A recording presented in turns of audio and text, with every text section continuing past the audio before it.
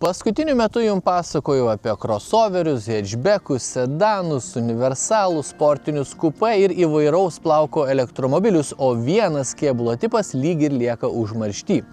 Tai yra vienatūriai. Todėl už manęs šiandien V klasės Mercedes-Benz ir jis varomas dyzeliu.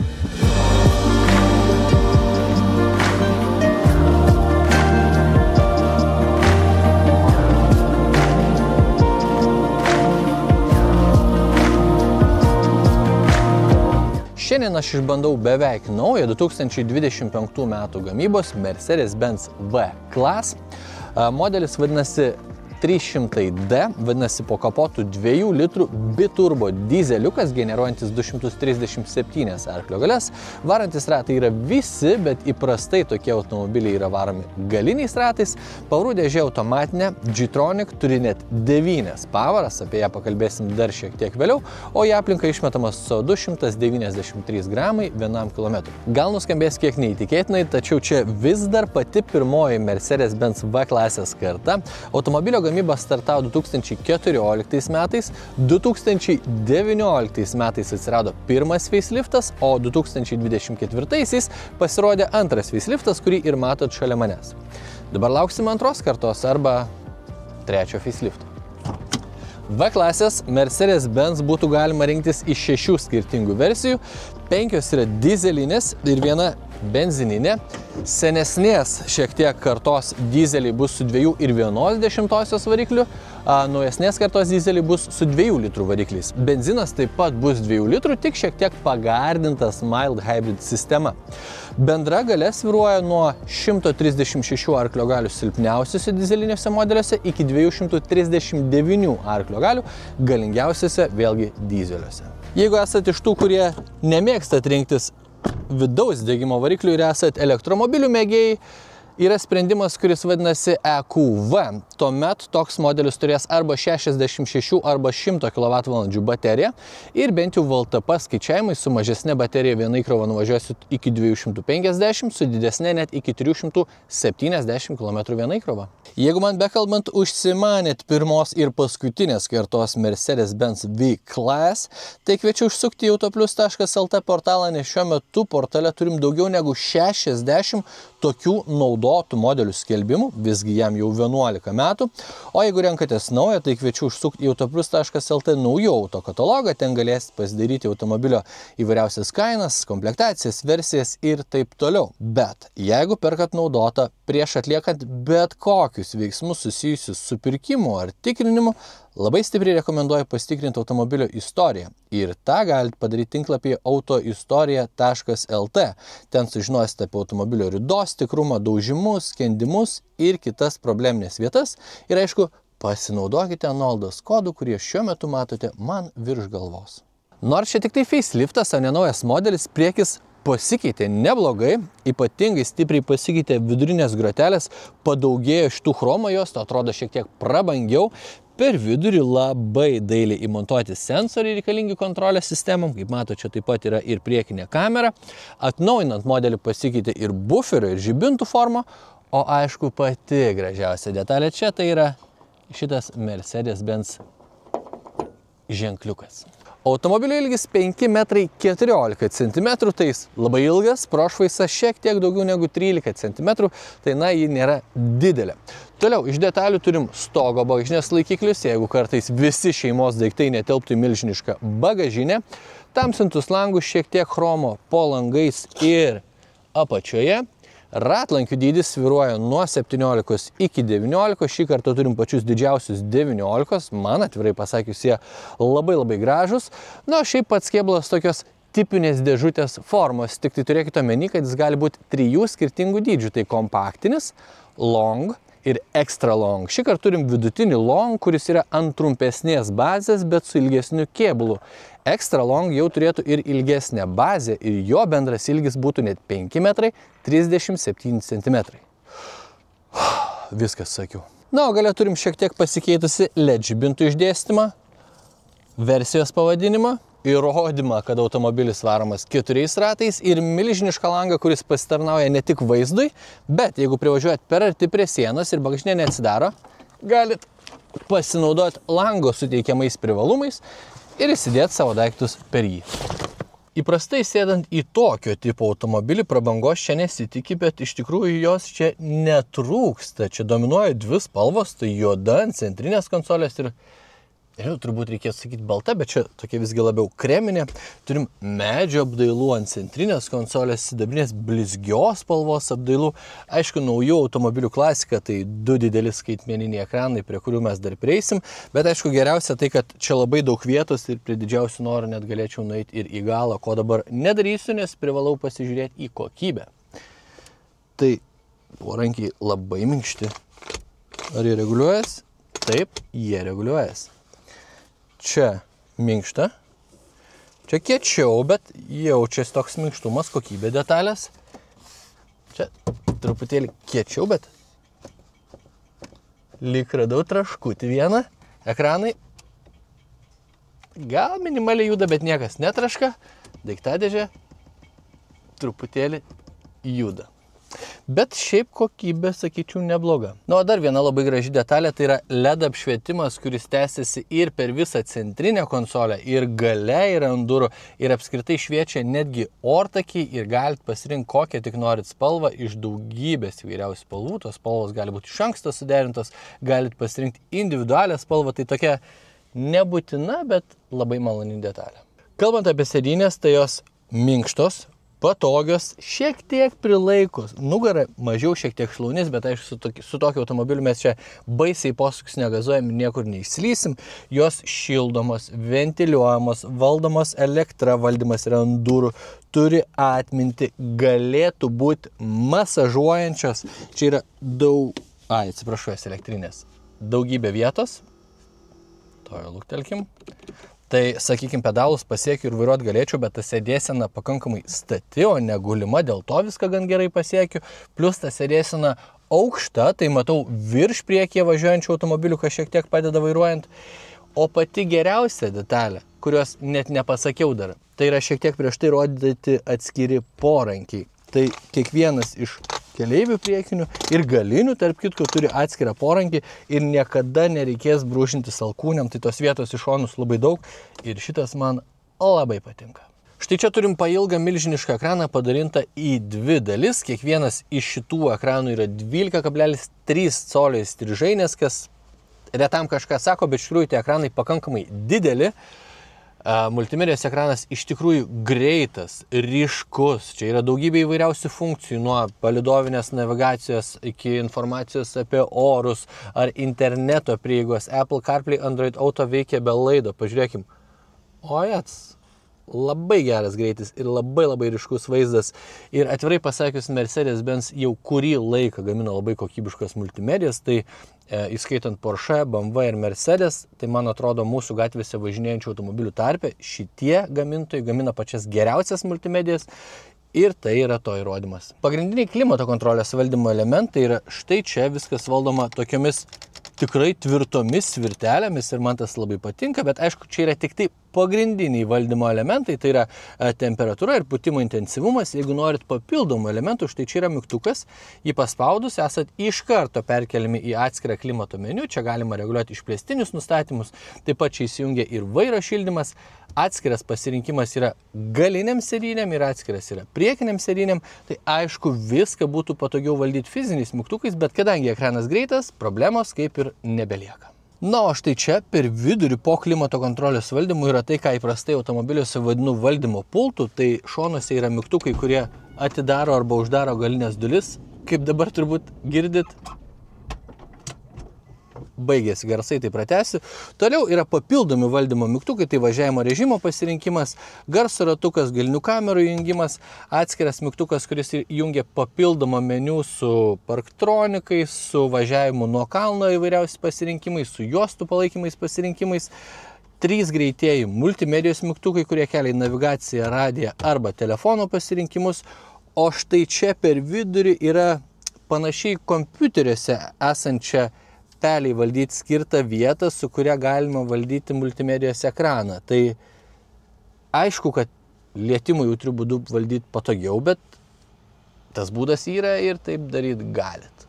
Vairuotojo ekranas lygiai toks pat ryškus, lygiai toks pat kokybiškas kaip ir multimedijos. Temos labai panašios. Per vidurį galima rinktis, kokią tik praktiškai norim informaciją matyti ir braukiant su vienu pirštu ta informacija keičiasi. Taip pat yra daug skirtingų vizualizacijų. Galima, pavyzdžiui, beveik nieko nematyti. Galima matyti sportinį vaizdą, tokį paraudonavusi, kai rodo apsukas skaitmeniniais skaičiais.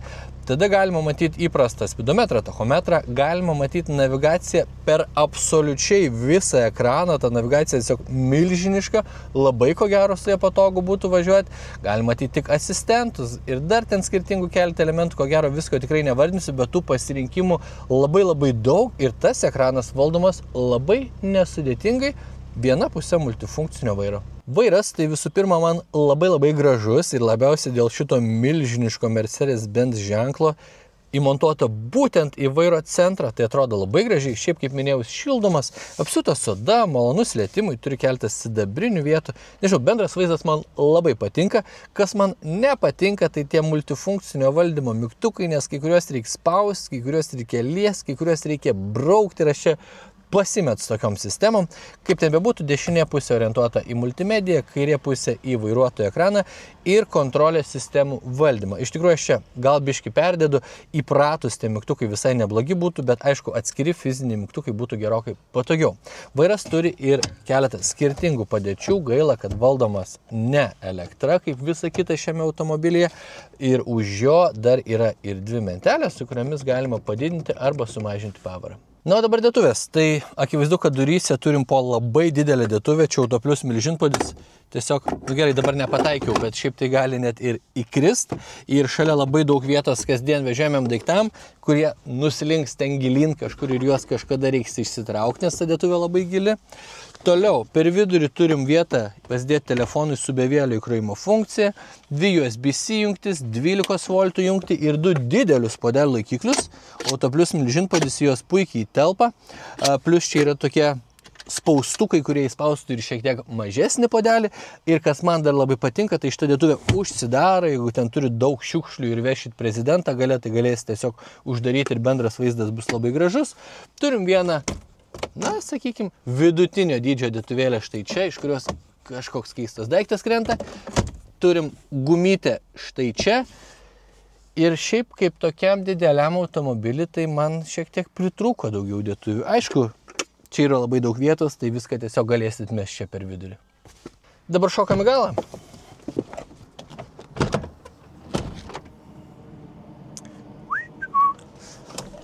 Ai, malonu, kai duris atsidaro pačios. Tai gale, kaip jau matot, turim siaubingai daug vietos. Po 2 porankius kiekvienam čia sėdinčiam keleiviui. Abi sėdynės yra ir šildomos, ir vėsinamos, kaip ir priekinės. Man labai patinka šitas tvirtas, labai tvirtas stalas. Čia galiu ir valgyti, ir kompą pasidėti, padirbėti. Jeigu nepatogu, galiu atsislinkti arčiau, padirbėti ar pavalgyti, tada vėl atsislinkti. Labai tvirtas, tas man turbūt labiausiai patinka. Čia turim vieną tokią kišenėlę. Aišku, langas neatsidaro, bet turim švieselę ir kabliuką. Galim atsistumti labai toli ir atsilenkti sėdynę maksimaliai tiek, bet ko gero ilgą kelionę nelabai būtų sudėtinga čia važiuoti. Atsislinksiu atgal. Abi čia esančios sėdynės turi Isofix vaikiškos kėdutės tvirtinimus ir dar 2 gale esančios sėdynės turi Isofix vaikiškos kėdutės tvirtinimus. Dar turim 2 stoglangius, kuriuos dabar atidarysiu ir atsisėsiu į galą, pasižiūrėti, kokia situacija yra. Ten į galą, prisispaudžiu koją, bet atsisėsti šiaip nėra labai sudėtinga. Pasilenkam sėdynę ir tada tiek iš lauko per ten, tiek ir čia aš galiu ateiti. Atidarysiu stoglangį, kad atvažiuotų kamera arčiau. Atvažiuok.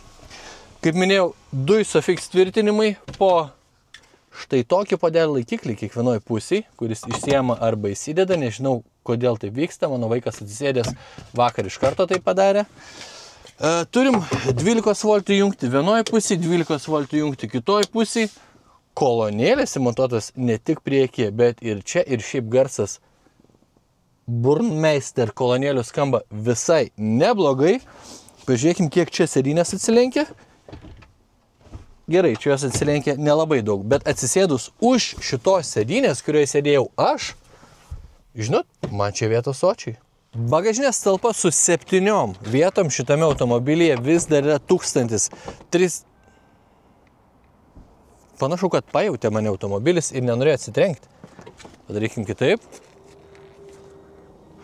Šaunuolis Mercedesas ir dar nori parodyti tokį dalyką, kad mano metras... mano ūgis 1,84 m ir pasižiūrėkite, aš puikiai stoviu po šito bagažinės dangčiu. O talpa, kaip jau pradėjau pasakoti, 1030 litrų, palyginimui multivanas už beveik tą pačią kainą su 7 vietom turi tik 763 litrus. Dar Mercas slepia štai tokį nuostabų dalyką. Čia yra 2 dėžutės, kurios pasistato ir išsilanksto. Jas galiu naudoti, pavyzdžiui, daiktam, jeigu man to reikia. Tada tas dėžutės vėl sulankstau. Susilankstyk. Uždarau dangtį ir jos man gyvenime daugiau nebetrukdo. Tada galiu atlenkti šitą daiktą. Kaip matot, jis tvirtinasi tos pačius begelius kaip ir sėdynės. Galėčiau jį išimti, jeigu man jo nereikėtų, bet tai yra labai naudingas daiktas. Toliau turim 12 voltų jungti. Ir viskas. Na, o prieš važiuodami mes žinoma turim pasižiūrėti į galinę vaizdo kamerą. Tai kamera kokybiška, sukant vairą, keičiasi ir trajektorija piešiama. Toliau turim kamerą priekį, kamerą šonuose, tai turim 360 laipsnių vaizdą. Galim pasirinkti skirtingas kameras, kurias norim matyti. Galim turėti 3D vaizdą, tą automobilį patys pasisukioti. Pasižiūrėkim. Camera Activation Position Save, tai reiškia, mes galim pasirinkti poziciją, į kurią įsijungia kamera kiekvieną kartą įjungus atbulinį. Aš dabar labai kvailą poziciją parinkau, tai pakeisiu. Žiūrėkim, ką čia dar turim. Turim automatinę parkavimosi funkciją.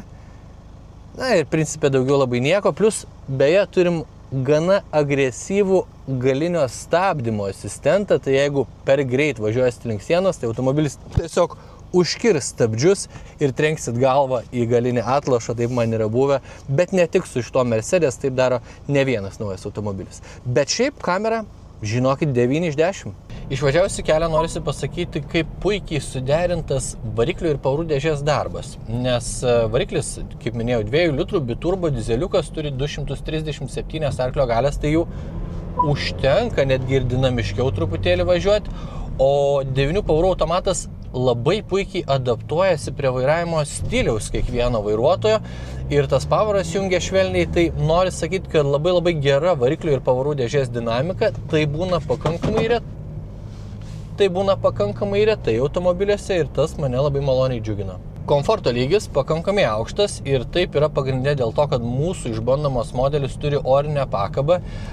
Ji, aišku, yra įdėta už papildomą kainą, bet kokiu atveju komplektuojantis tokį automobilį savo labai stipriai rekomenduoju įsidėti komplektaciją orinę pakabą, nes tada ir dinamiškiau šiek tiek važiuoti galima įsijungus sport režimą ir lygiai taip pat komfortiškiau važiuosit užmiestyje.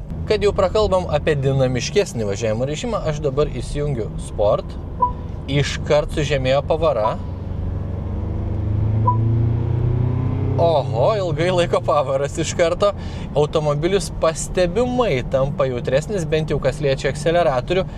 Ar važiuoklė stipriai sukietėjo? Nežinau, nenorėčiau taip sakyti, bet vairas tikrai pasunkėjo ir automobilis važiuoja šiek tiek smagiau. Ir aišku, sportiško aš jo vadinti negaliu, bet turint omeny segmentą, tai nori sakyti, kad čia vienas iš sportiškesnių modelių jame.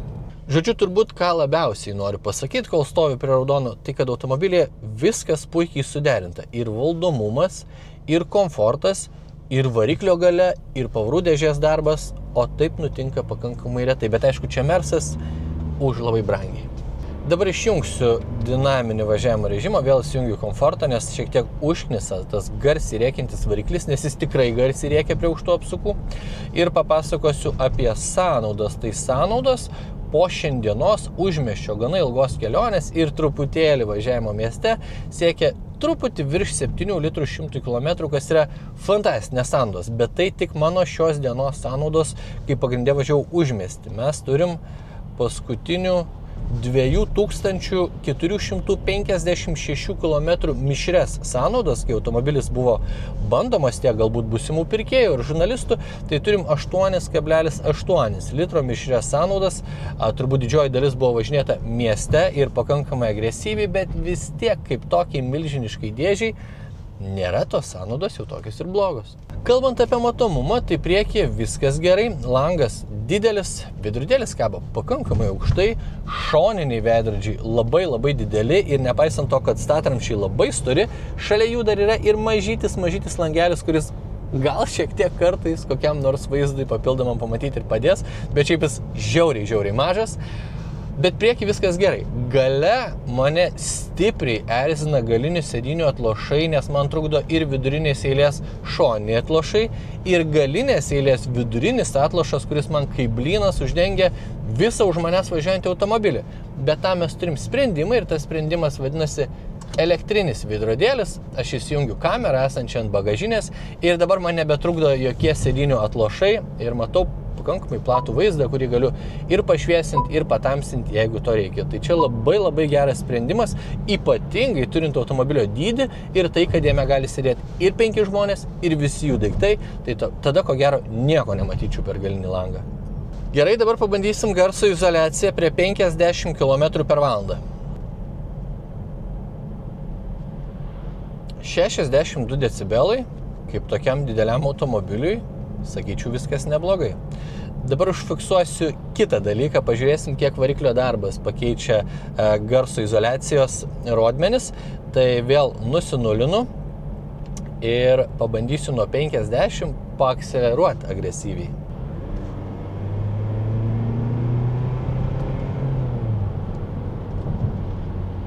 Plius dar 5 decibelai pakilo iki 67-68. Tai, kaip supratote, tas variklio darbas tikrai girdisi, bet principe labiausiai tada, kai akseleruojat, kai pradedat važiuoti ramiai, automatas turi 9 pavaras, susimėto jas žemyn ir tas, aišku, garsas vėl sumažėja.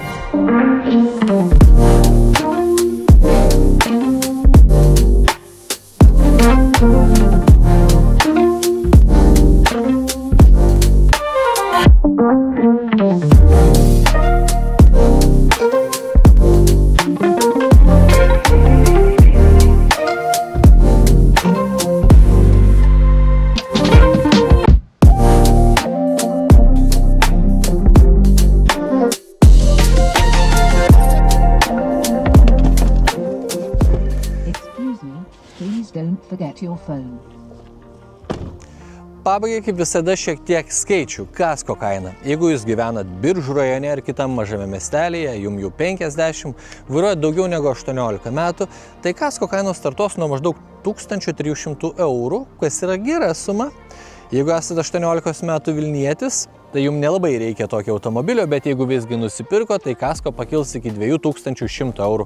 Maždaug, kas yra pakankamai gera suma už Mercedes-Benz automobilį. Naują. Pačio automobilio kainos naudotas startuoja nuo maždaug 20 000 eurų, bet už tą kainą gausit vienų pirmųjų metų, 14, 15, 16 metų, be didelės komplektacijos modelius. Naujo automobilio kainos startuoja nuo beveik 67 000 eurų, kas jau skamba kaip labai didelė pinigų suma. Kokios alternatyvos? Ko gero pagrindinis konkurentas tai Volkswagen Multivan, ekonominės klasės konkurentas Hyundai Staria, jo apžvalgą mes darėm, jeigu norit pamatyti, spauskit ant nuorodos, kuris šiuo metu turėtų būti kažkur kampe. Na ir aišku, pats prabangiausias konkurentas tai yra Lexus LM, kuris kainuoja praktiškai dvigubai ir tikiuosi, kad dar jo apžvalgą kažkada jums padarysiu. Ar verta rinktis Mercedes-Benz V klasę iš šių konkurentų? Žinot, manau, kad verta. Važiuoja jis komfortiškai, valdomas gana kokybiškai, technologiškai pažangus, gerai surengtas, o kaina panašiai į Multivan. Bičiuliai, ačiū, kad mus žiūrit, užmeskit laiką, pasubscribinkit, pakomentuokit ir užsukit pas mus į socialinius. Iki!